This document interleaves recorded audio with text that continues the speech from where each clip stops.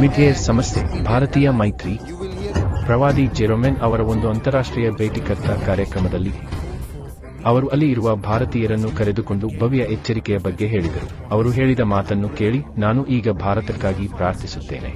ನಾವು ಅದರ ರಾಷ್ಟ್ರೀಯ ಉದ್ಯೋಗ, ಅದರ ರಾಷ್ಟ್ರೀಯ ವಿಮಾನಯಾನಕ್ಕಾಗಿ ಪ್ರಾರ್ಥಿಸುತ್ತೇವೆ. ಆತ್ಮರಂಗದಲ್ಲಿ ನಾನು ಏನಾದರೂ ಕಾಣಲು ಪ್ರಾರಂಭಿಸಿದೆ. ಇದು ನಿಮ್ಮ ರಾಷ್ಟ್ರೀಯ ಉದ್ಯೋಗವಾಗಿದೆ.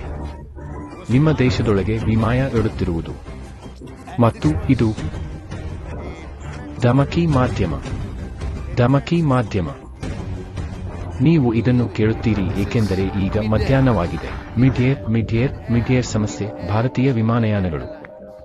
ಅಹಮದಾಬಾದ್ ಅಂತಾರಾಷ್ಟ್ರೀಯ ವಿಮಾನ ನಿಲ್ದಾಣದಿಂದ ಎದ್ದು ಹೋಗುತ್ತಿರುವ ಏರ್ ಇಂಡಿಯಾ ವಿಮಾನವು ಎದ್ದು ಹೋಗುವ ನಿಂತ ನಂತರವೇ ಕ್ರ್ಯಾಶ್ ಆಗಿತು. ಈ ಭವ್ಯ ಎಚ್ಚರಿಕೆಯ ಕೆಲವು ತಿಂಗಳುಗಳ ನಂತರ ಘಟನೆಯ 49 ದಿನಗಳ ಮೊದಲು ಪ್ರವಾದಿ ಮುಂದಿರುವ ವಿಪತ್ತಿನ ಬಗ್ಗೆ ತಮ್ಮ ಅಂತಾರಾಷ್ಟ್ರೀಯ ಕುಟುಂಬಕ್ಕೆ ಮತ್ತೊಂದು ಸ್ಮರಣೆ ನೀಡಿದ್ದಾರೆ. ಅಂತಾರಾಷ್ಟ್ರೀಯ ಭೇಟಿಕರ್ತ, ನಾನು ನಿಮಗೆ ಕಷ್ಟವಿಲ್ಲದೆ ಉಳಿಸಬಹುದು. ನೀವು ಪ್ರಯಾಣಿಸುತ್ತಿದ್ದರೆ ತಪ್ಪಿಸಿ.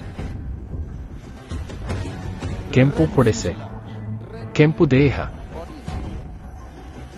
ವಿಮಾನದ ದೇಹವು ವಿಮಾನವನ್ನು ಸಮಯವಾಗಿ ಸಾಗಿಸಲು ವಿನ್ಯಾಸಗೊಂಡಿದೆ, ಏಕೆಂದರೆ ಇದು ಯಾನೋದ್ಯಮದಲ್ಲಿ ಎದುರಿಸುವ ಪ್ರಮುಖ ಆಕಾಶದ ಸಮಸ್ಯೆಯಾಗಿದೆ. ಇದು ಮೇನ್ ಡೇ ಆಕಾಶದಲ್ಲಿ, ಏಕೆಂದರೆ ಇದು ಮಿಡ್-ಏರ್ ಸಮಸ್ಯೆ ಭಾರತೀಯ ವಿಮಾನಯಾನಗಳು. ಪದಗಳಿಗಿಂತ ಹೆಚ್ಚು